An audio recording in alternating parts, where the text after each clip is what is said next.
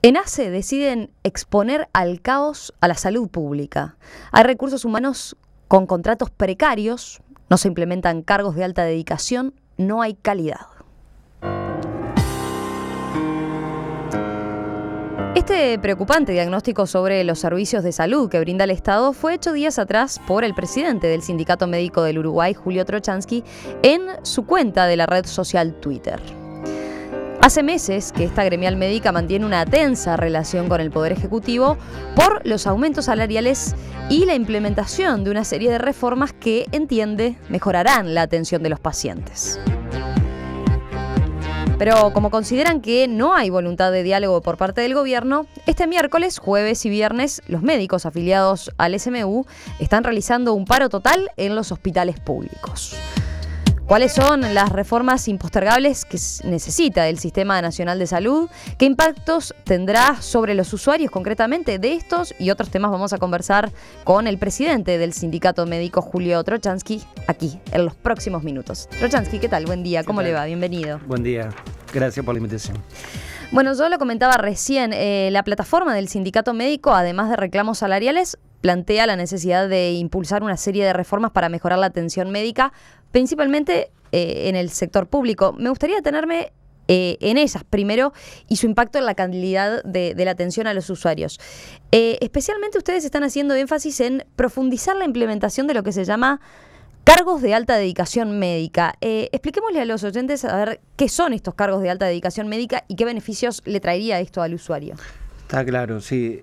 Bueno, justamente si uno tuviera que ejemplificar lo que son los cargos de alta dedicación, rápidamente cualquier usuario podría visualizarlo correctamente y entender de qué es. Los cargos de alta dedicación son cargos destinados a médicos con una carga horaria y una dedicación preferencial a una institución, con la posibilidad de atender en todos los aspectos que hacen al proceso asistencial. ¿Qué quiere decir esto? Que es un médico que está fidelizado a una institución, que le permite al usuario un acceso rápido a ese médico, porque es un médico que está un tiempo prolongado dentro de una misma institución, y además le permite acceder a ese médico en todo el proceso. Es decir, hoy en día hoy concurrimos a una emergencia, nos ve un médico, ese médico nos indica un tratamiento y nos indica que sigamos con ese tratamiento. El médico que nos va a ver en policlínica es un médico distinto del que nos vio inicialmente en la puerta de emergencia. Si ingresamos e internados al sanatorio, el médico que nos ve internados es un médico diferente al que nos vio también en la puerta y diferente al que nos va a seguir en la evolución. Y acá lo que se trata justamente es de generar procesos asistenciales que sigan todo el proceso de salud y de recuperación y que genere profesionales fidelizados con la institución e institución fidelizados con los profesionales, de manera que haya una simbiosis entre ellos, que después en la práctica, ¿en qué se va a ver? Bueno, en tiempos de espera más cortos, en procesos asistenciales de mayor seguridad y mayor calidad, porque hay un seguimiento correcto de los pacientes. Se va a ver en la posibilidad de que ese médico instalado en esa institución pueda dedicar también a actividades no asistenciales como son la educación médica continua y actualizarse en sus conocimientos y en las herramientas diagnósticas que hoy hay que tener y por lo tanto brindar procesos asistenciales de mayor seguridad, y va a tener sobre todo la posibilidad de generar asistencia de la manera que hay que hacerla, es decir, de una manera segura, confiable, con la menor posibilidad de errores y actuando de alguna manera en condiciones más favorables de lo que hoy es el proceso asistencial, que está fragmentado, como lo decíamos, ¿no? Fragmentado para el médico, pero fragmentado también para el usuario. En la práctica, ahora sí para el médico, en carga horaria, ¿qué significaría? ¿Cuánto es el mínimo más o menos que se estima en cada institución? ¿Y qué significaría también en materia de retribución, por ejemplo? Sí, en materia de carga horaria estamos hablando, existen dos variantes sobre lo que son los cargos de alta dedicación, que son las 40 o las 48 horas semanales, eso distribuidos a lo largo de la semana laboral y con diferentes cargas en policlínica o en la puerta de emergencia o en la sala de internación, de acuerdo a lo que es la especialidad, porque hay un marco general, pero después hay especificidades para cada una de las especialidades que ingresan en este tipo de cargos. Y En términos salariales estamos hablando de salarios que actualmente llegan a los 180.000 pesos para esos cargos. Por lo tanto, son cargos que hemos venido trabajando hace tiempo, pero que de alguna manera tienen una parte salarial que estimula a ingresar a este tipo de cargos, pero que además lo estimula buscando concentrar el trabajo que hoy tienen los médicos. Es decir, los médicos hoy tienen un formato de trabajo que todos saben, a veces asimilable a lo que es la educación, y fragmentado en su función. Bueno, lo que se intenta con estos cargos es generar un proceso de unificación, ir abandonando el multiempleo que hace mal al paciente y al médico también, obviamente. Esto obviamente tiene un beneficio para el profesional, no es solo para la sociedad y para el usuario, y generar esas condiciones de mejor calidad asistencial. A ver, estos llamados cargos de alta dedicación en realidad se acordaron implementar en el año 2012, ¿verdad? Y según los números que tengo, ya hay 700 cargos de alta dedicación. Esto estamos hablando en el ámbito público y privado. Exacto. Porque es una plataforma reivindicativa, digamos, ustedes reclaman este tipo de cargos para ambos sectores. Exacto, que es otro de los beneficios que tiene esta implementación de los cargos de alta dedicación. Nosotros hemos dicho un montón de veces que la inestabilidad en materia de recursos humanos hoy en el sistema está generada a veces por las diferentes condiciones que existen en el sector público y el sector privado.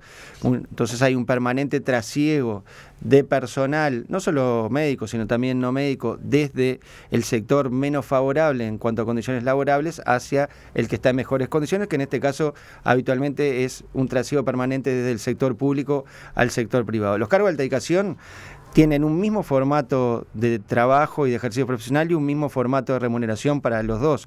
Por lo tanto, para ambos sectores. Para ambos sectores. ¿Cuánto dijimos? 180.000 es para ambos sectores. Exacto. Por lo tanto, comienza a generar ese tipo de solución también para la estabilidad. Lamentablemente, el sector público ha visto demorada la implementación de estos cargos.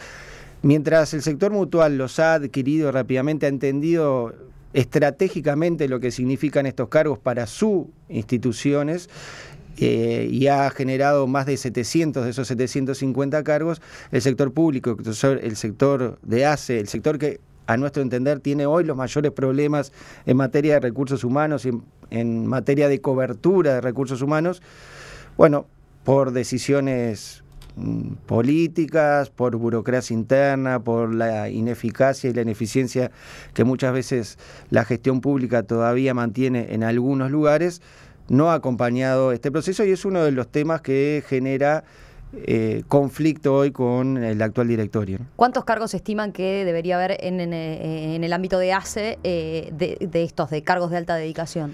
Y por lo menos ¿A cuántos aspiran llegar? Por lo menos hoy deberían existir aproximadamente 120, 130 cargos de alta dedicación, y en enero se tendría que llamar otro número similar. Eso está muy lejos de lo que hoy es, y realmente nos preocupa porque, como decimos muchas veces, ACE hoy es una institución en crisis en sus recursos humanos. Ustedes lo ven habitualmente un día sí, otro también en las noticias.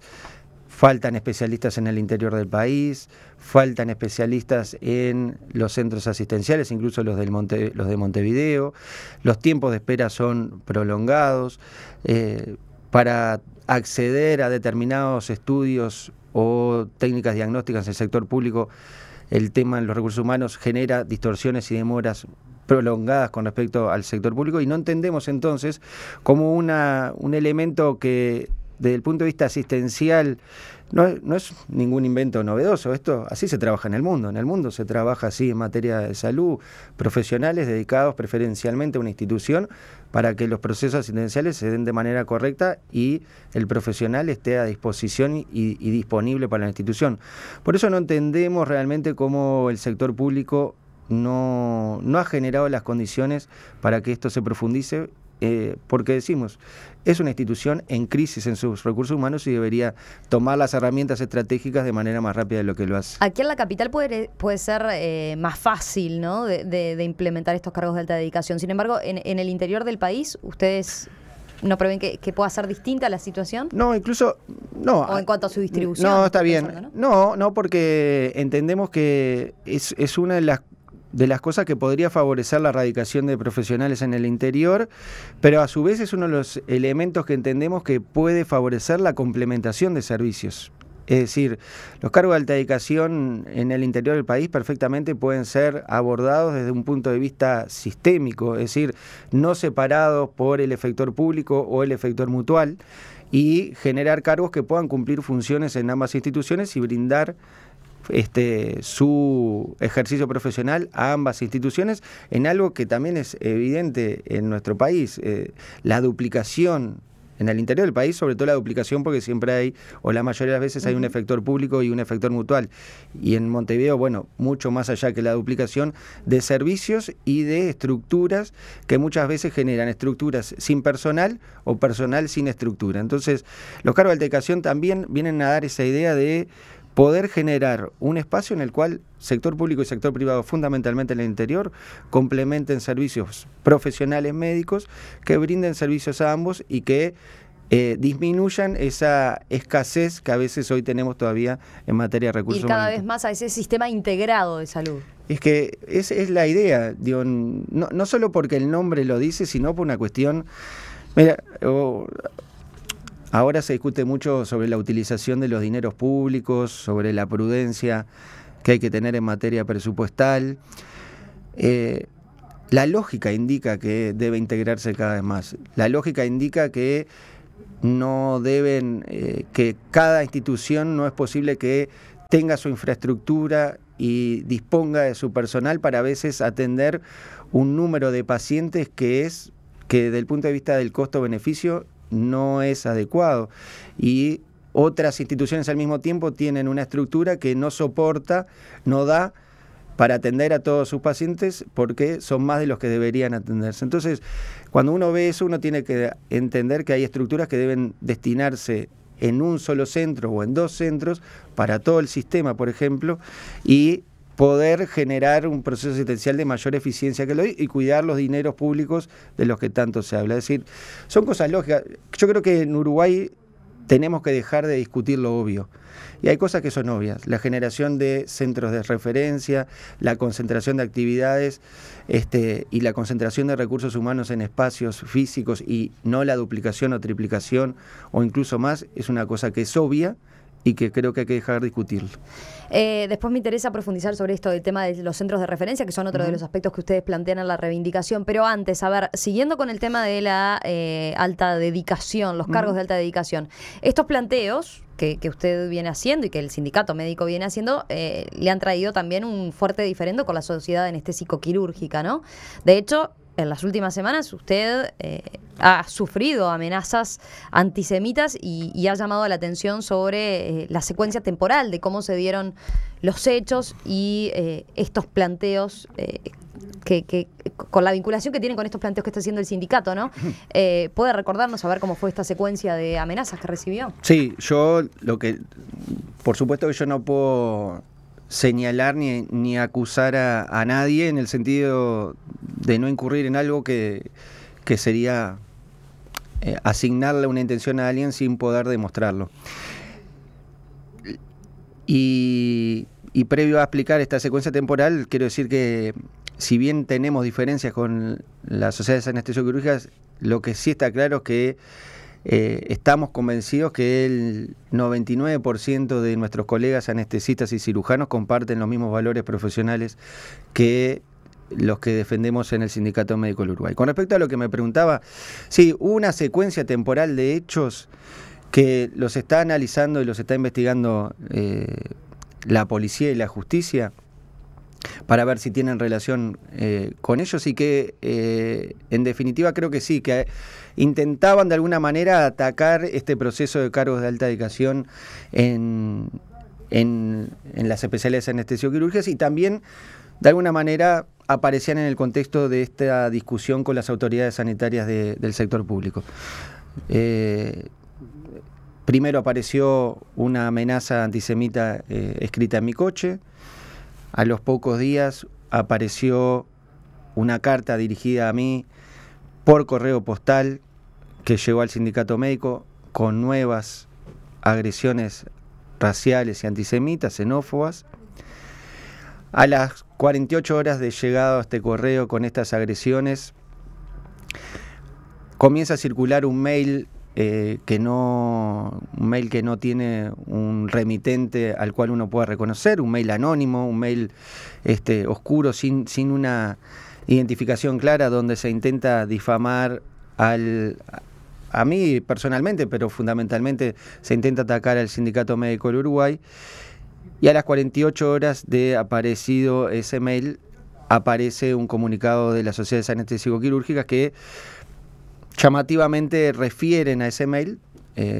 Es llamativo, digo, porque cuando nos manejamos entre profesionales, si uno tiene dudas sobre algunas de las cuestiones vinculadas al proceder de los colegas, más que tomar un mail que no da la cara ni anuncia su remitente, hubiese sido preferible concurrir o preguntarnos directamente o preguntarle al sindicato médico sobre. Pero, como decía, a las 48 horas de esta circulación de este mail anónimo, las sociedades anestesiológicas sacan un comunicado donde hacen mención a ese mail, ponen en duda la posibilidad de las amenazas que había recibido, en un hecho también que yo considero lamentable porque... Sí, concretamente dice que usted se victimizaba, ¿no? Sí, yo creo que eso es asimilable a cuando hay un caso de violencia doméstica y le pegan a una mujer o un niño, y sería asimilable a que alguien dijera, bueno, capaz que esa niña o ese niño o esa mujer se está victimizando. La verdad que es un hecho bastante... por lo menos no deseable que se enfatice de la forma que se enfatizó en ese comunicado. Y por otra parte, y creo que ahí está el fondo de la cosa, ese comunicado termina generando un ataque a los cargos de alta dedicación, que creo que es lo que realmente es el centro de lo que se está intentando atacar. No se está intentando atacar ni al sindicato médico ni a Julio Trochansky, sino al proceso que hemos emprendido de cargos de alta dedicación en el sector quirúrgico, porque hoy ya eso es una realidad. A ver, vamos a explicarle a los oyentes entonces por cómo se relaciona esta situación que usted venía diciendo con los cargos de alta dedicación. Hasta ahora, el sector anestésico quirúrgico no entraba dentro de estos cargos de alta dedicación, ¿no? Los cargos de alta dedicación concretamente estaban en medicina interna, pediatría, medicina familiar y medicina comunitaria, CTI, ¿verdad? Usted dice que al extender estos cargos a los anestésico-quirúrgicos, a la actividad anestésico-quirúrgico, está tocando como un foco de poder, ¿no? Porque los cargos de alta dedicación, si entiendo bien, les topearían el salario a los anestésico-quirúrgicos, impidiéndole cobrar, por ejemplo, por lo que se llama por acto médico. No, a ver, y una aclaración antes. Con respecto a esa secuencia temporal de hechos, no me llama la atención a mí, sino que le llama la atención a quienes están investigando este tema, y yo confío en justamente en la actuación policial y en la justicia, que seguramente van a resolver cuáles son las conexiones que hay entre ellos, e incluso con las denuncias que hacíamos en ACE, que pueden tener también alguna relación con ello. Con respecto a la pregunta, acá hay una situación que es que este proceso de cambio debe extenderse ahora hacia el resto de las especialidades. Se ha venido haciendo en medicina general, en medicina interna, en cuidados intensivos, se ha aprobado recientemente en psiquiatría, en nefrología, está aprobado también para ginecología, y hace poco, recientemente, se propuso en los ámbitos de negociación colectiva la posibilidad de extenderlo a algunas especialidades quirúrgicas, entre ellas la cirugía general. Esto además era una propuesta que el propio sindicato médico había hecho hace unos meses atrás a la comisión directiva de la Sociedad de Cirugía General. Le hicimos una propuesta de cargos de alta dedicación, por lo tanto es un hecho que hoy la discusión sobre esos cargos está arriba de la mesa para esta especialidad. Cuando decimos que puede tocar intereses, lo que estamos diciendo es que hoy por hoy, y de acuerdo a lo que son los datos que manejamos nosotros, maneja el Ministerio de Salud Pública, pues son datos públicos, la implementación de estos cargos de alta dedicación significaría que el 80% de los cirujanos que hoy ejercen su profesión pasarían a tener un mejor salario, pero además de tener un mejor salario, podrían pasar a tener mejores condiciones de ejercicio profesional, generando condiciones que hoy no tienen, como la de ejercer propiamente la profesión. Es decir, para un cirujano, por ejemplo, ejercer su profesión, además de ver a sus pacientes, es realizar las cirugías, cosa que hoy... ¿Por qué dice que no pueden? Porque hoy, por lo que ha sido y por lo que es el funcionamiento salarial, en donde lo que se prioriza es el pago del acto médico, quien opera en la cirugía general es un porcentaje menor de los cirujanos, mientras que la gran mayoría de los cirujanos lo que hacen es el proceso previo, es decir, el proceso diagnóstico. Bueno, cualquier paciente que se haya atendido en una mutualista que haya tenido que ser operado, seguramente en cirugía general, ¿no? Me estoy refiriendo, puede ver que quien lo atiende en la puerta de emergencia es un cirujano, quien realiza el diagnóstico, quien le manda los exámenes, y después quien viene a operarlo es un cirujano que está afuera de retén, que es además el que va a cobrar esa parte variable del sueldo que significa el acto médico, pero que en términos proporcionales es la mayor proporción de su sueldo. Por lo tanto, lo que hay ahora es una acumulación salarial en un 20% de los cirujanos que hoy trabajan, que acumulan casi el 60% de la masa salarial, pero que además acumulan el ejercicio profesional de la cirugía. Usted entenderá que la cirugía es una profesión en la cual hay que mantener ciertas destrezas y ciertas habilidades, y hay que tener un número no menor a 120, 150 procedimientos quirúrgicos al año. El sistema actual, bueno, genera que un porcentaje importante de cirujanos no lleguen a ese número, además de las repercusiones que tienen en materia económica. Por eso nosotros decimos que este proceso de cargos de alta dedicación tiene, bueno, beneficios para el cirujano en materia salarial, en materia de ejercicio profesional, y para el usuario, obviamente, porque acerca al profesional con todos los aspectos que mencionaba al principio. Y sí, se tocan algunos intereses y se tocan algunos espacios de poder, porque hoy el formato de trabajo también hace que quien define, o hay una relación muy estrecha entre el acceso a los cargos en el sector mutual con lo que es la carrera académica en el sector de facultad.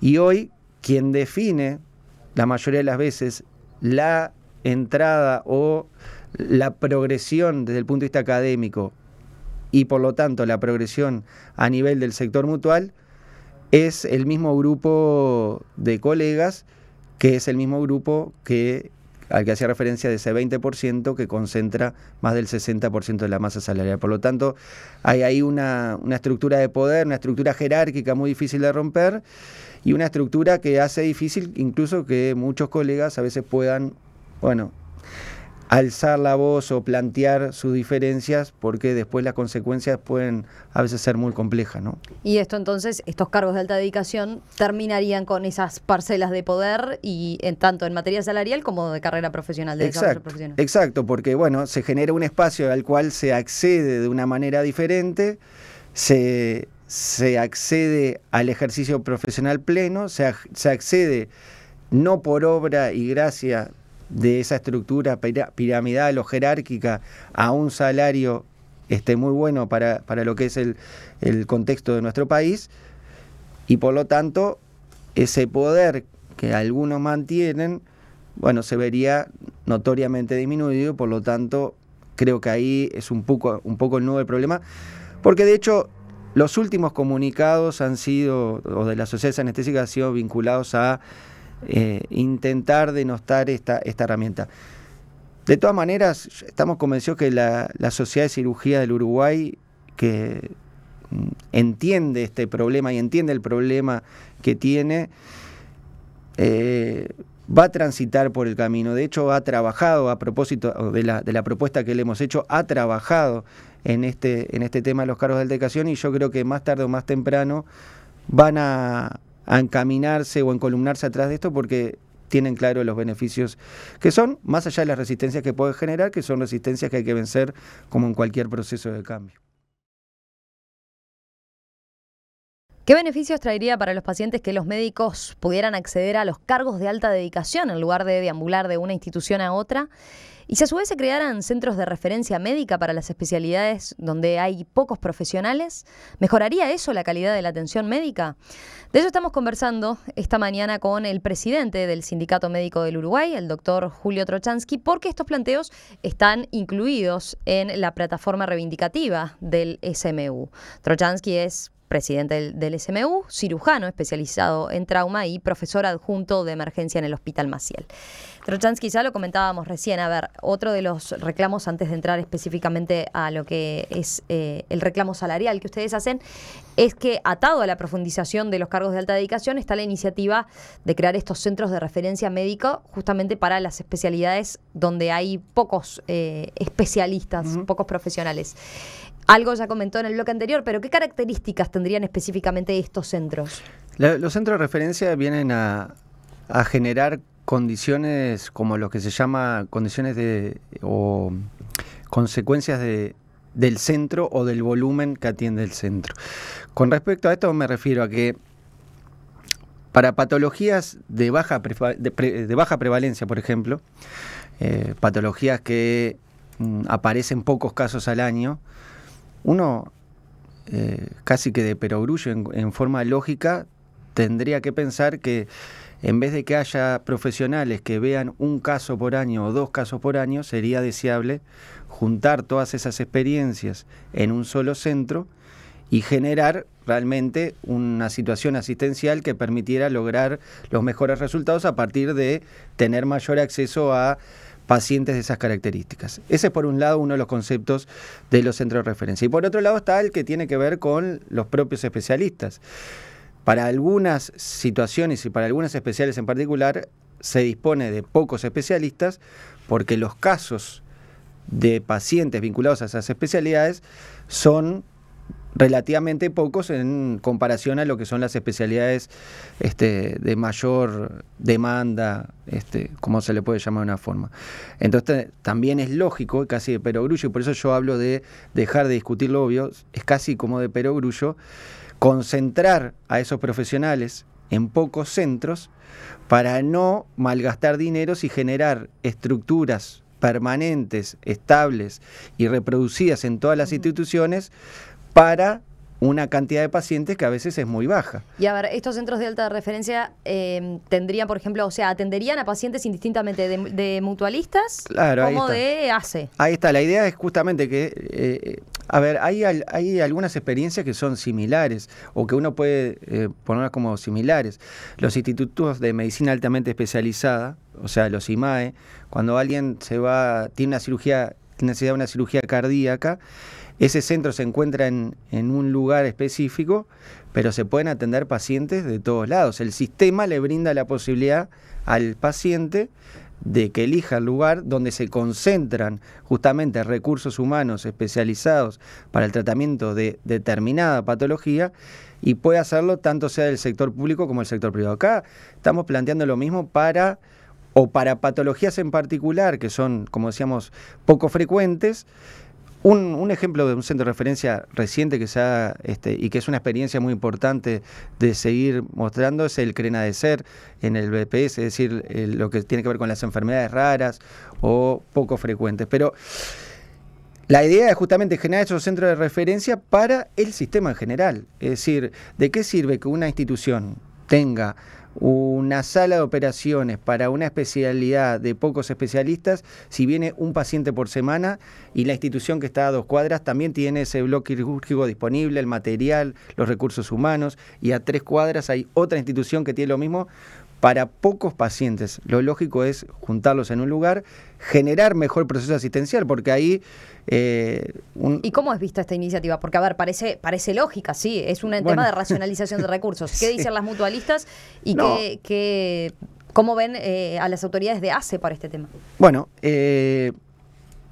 Yo creo que estamos encaminados en este tema. Creo que el Ministerio de Salud Pública ha tomado... Estos son temas que se han planteado en la reciente Convención Médica Nacional, que abordó el tema de la calidad, y dentro de la calidad obviamente interesa los procesos como tal y el mejor resultado, y los centros de referencia son parte de eso.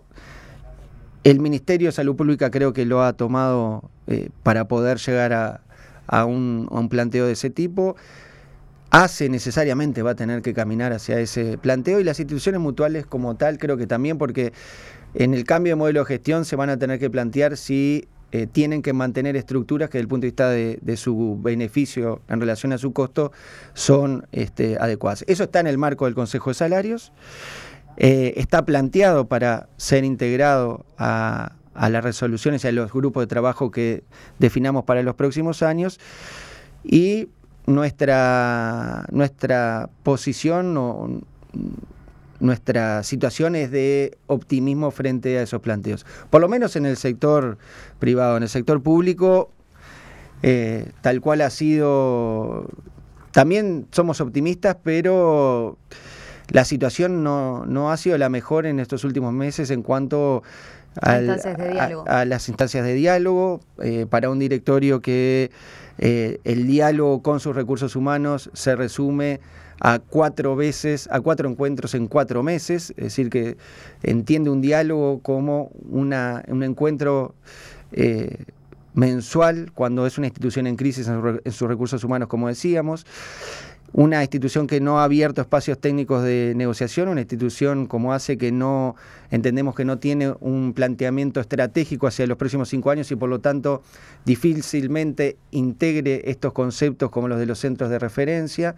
Pero bueno, siempre la posibilidad de integrarse a un proceso que parecería ya estar en marcha en el sector mutual, de la misma manera que mencionábamos a los cargos de alta dedicación y que ACE también había quedado rezagado, pero bueno, siempre hay posibilidad de integrarse a un proceso que está en marcha, y esperemos que ACE también lo pueda hacer. Una última pregunta brevemente, porque obviamente también está dentro de las reivindicaciones de ustedes, es el tema de negociación salarial. En el sector privado están encaminados por lo menos una mesa de diálogo que ha llevado a que ustedes levantaran el paro que estaba previsto para hoy hasta el viernes, no así en el caso de ACE. Y justo ayer la presidenta de ACE, Susana Muñiz, hizo un comentario a propósito del aumento de los sueldos, que dijo que el salario real de los médicos en los hospitales aumentó aproximadamente un 90% entre 2007 y 2014. Entonces, en ese marco, con ese incremento de sueldos que se dio en el periodo anterior, ¿por qué ustedes reivindican de todas formas que necesitan un incremento mayor al que les ha planteado? Lo entiendo perfecto, pero es que ahí está el error de la presidenta y del directorio de ACE. El tema nuestro no es un tema salarial, y justamente es por eso que no hemos podido avanzar, porque acá lo que nosotros hemos solicitado desde el inicio es un espacio de diálogo para definir las líneas estratégicas que entendemos que tiene que tener ACE para poder seguir un camino.